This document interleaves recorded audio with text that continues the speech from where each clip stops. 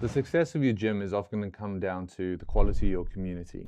And every loser gym owner will say how good their quality of their community is, and yet they're broke. They're losing members. They can't keep clients, and they are so frustrated that their business is going nowhere. If that sounds like you might want to stay tuned, because I'm going to unpack how to build a bulletproof community and show you the tried and tested strategies that we've put not only in our gyms, but also in over 200 gyms that we've worked with over 15 different countries that have taken their attrition rate from on average 5.5% down to 2.5%, which means you're losing less than half the members you would normally lose. It is a game changer. My name is James Robinson. I've successfully scaled 3 fitness businesses. I look after over 200 of the most successful fitness businesses in the gym owner space across 15 different countries. These are the methods that we use in our systems, and you can steal them today too.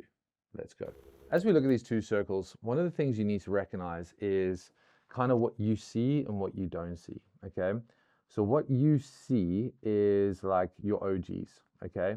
The kind of members who've been there with you since day dot. They love you, they love the brand, they're your biggest fans, all right? Most gyms, this is around 40 people, okay? What you don't see is people, often like the trialists or the new members, that come in and come out because of something that's missing. This thing here, this member interaction, this member integration, okay? This getting people locked in together, all right? This is missing, and this is why you actually aren't growing your gym. And you will say, like, our community is amazing because you put so much weight onto these bloody OGs, these true fans. But these are also the ones that oftentimes are most entitled. They are the most annoying when it comes to the price increase. They feel like they deserve the most, but they pay the least. And this is what you think your whole business is built on. Now, this is not me saying screw the OGs. This is me just saying you need to appreciate their place in the business, okay? So, which brings me to this next slide. So what I want you to look at is actually there's 3 circles, okay? Circle 1, these are your trialists, okay? And this illustration is actually going to have a huge impact on everything in your business, from how you program to how you market and everything in between, okay? But I'll show you how this relates to your community. So these are your trialists, okay? So these people are new. They've got a relatively low training age, especially within your system. And they are fearful. They might feel ashamed of where their body is. They might feel scared of rejection in this community.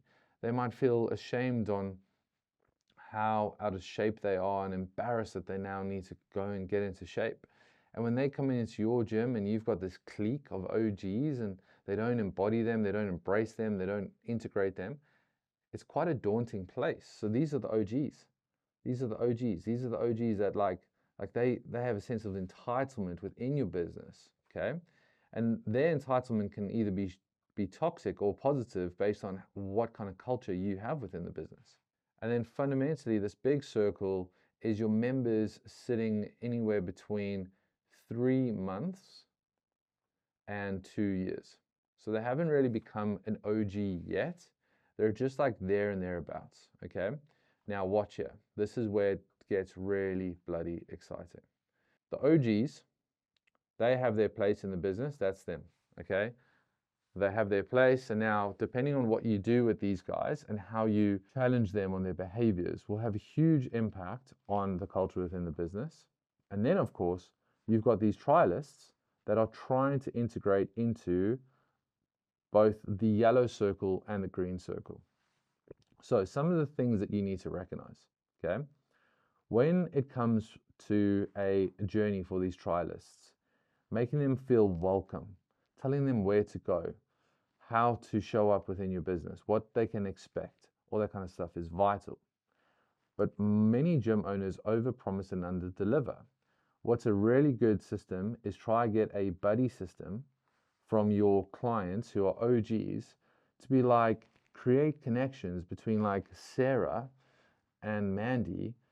Sarah's an OG, but she's an accountant. Mandy's just joined. She's 30 kilos overweight, but Sarah was once Mandy. So when we know she's coming in and be like, connected to and be like, oh my word, like you're both accountants, like create that connections, like, and we embody that, we champion that, we almost celebrate it to the fact that like we create this buddy type system just for that session.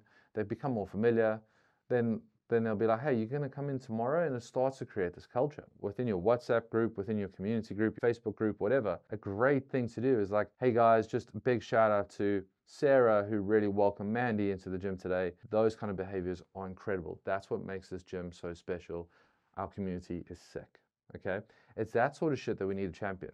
Because if we do that, then what happens is these people who are in that 3 month to 2 year mark, they get more into the OGs thing, and this OG circle gets bigger, but now it becomes more positive because people are not going anywhere. They feel a real sense of pride and commitment to being into this business. We look at this, we go, okay, well, what is the benefit of doing this? And this is based on so much data on over 250 gyms that we worked with, where if we look at the industry average, 5% is their churn rate. This is the rate of which members leave per month. So if you have 200 members and you're churning at 5%, you're going to lose 10 clients a month. Many of you don't even do 10 new sales a month, which means that that's a horrible place to be. By fixing these things within your community, you can take a industry average 5%, horrible, and bring it down to what we do within the gym owner network is 2.5%. The average across the gyms that we work with sits at around 2.23%. In our gyms, it's even less, the gyms that we operate ourselves. Now, what is the significance? The significance is if you brought it down to that, meaning that you lost less clients each month, you only lose 5 clients a month based on a 200-member gym. My friends, that means that if you are doing 10 new sales and you're only losing 5, you're growing at a net 5. Whereas if you do 10 new sales, you lose 10 clients on average a month, your net gain is 0. This version of the gym means at the end of the year, you're 60 clients up net. This version means at the end of the year, you haven't grown. All your work, all your effort, all your hours, all your sacrifice, all your time away from your friends, all the things that you can't do with your life because you have no time, you have no freedom, you have nothing. You look back at the end of the year, you've got nothing to show for it. So why do you need to fix this? To transform your attrition. There is a program within the UK called Come Dine With Me. It's not something I watch regularly. It's definitely not something that's on my agenda to watch at all. But the sentiment about this thing is something I've heard about, which is that strangers get to, like in a group of 4, get to host each other for dinner. The best host wins. I don't know if you win like money or something, whatever, but the best host wins. And the best host of a dinner party is often the person who's most welcoming, who's most engaging with everyone, who creates great conversation and interaction with people, and then of course does great food. Now, for you in your gym, your food will be the product, okay? So how good is the coaching product? How good is the environment? How nice are the bathrooms? How clean is the gym? How good is the equipment? How good are the coaches? How well are the coaches dressed? How good is the actual programming? How does the programming make them feel? How clear is the whole kind of process? That kind of stuff. That's the meal. But then the welcoming piece, the engagement piece, the interaction piece, the banter, the social aspect, everything in between, that's going to come down to your guys' ability to host a great dinner party every single day. There's 2 things that you need to look at. There's the thing that happens on the floor during the product phase, okay? And then there's something else which is really incredible, is events. So let's talk about the events thing. I think on the floor thing, we've spoken about a few bits. This is going to come down to your ability to individualize the client experience when it comes to the program and how it fits them in their journey, how well we can buddy people up, and how we can keep ensuring that the client feels that they understand what the program is and how it relates to their journey, okay? So that's on the floor. But off the floor, things to hold them accountable, the rest of it fine, but it's from the community standpoint is what events are we holding? So events it's a tough one because you've got to recognize you've got different cliques within the gym, okay?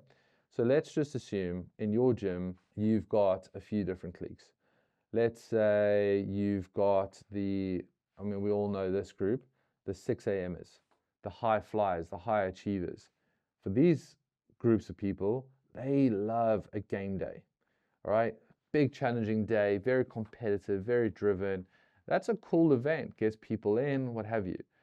It doesn't matter if you're a trialist, an OG, whatever, we can get these kinds of people into a game day. Great event, what have you. There's also the other ones who just come for like the social fitness side, okay?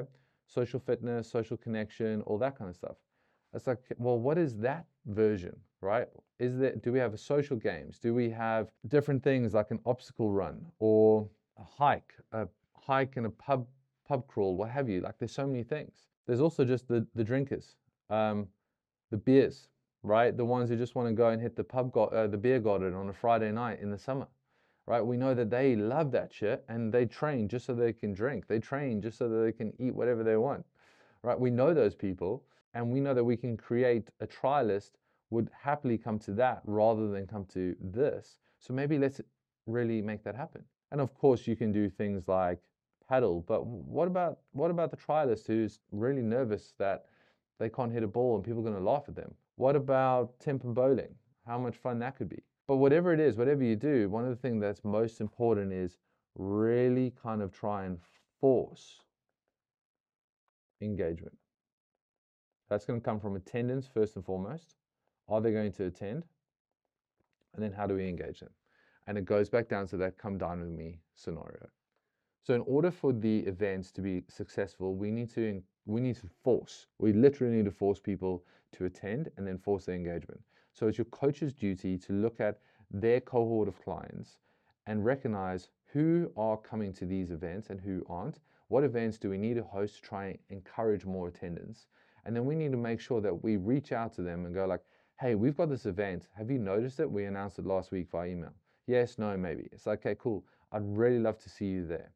And they're like, then incentivize them. Be like, I'll pay for your round of tempo bowling. I'll pay for your first drink, what have you. Whatever it takes to force them to attend.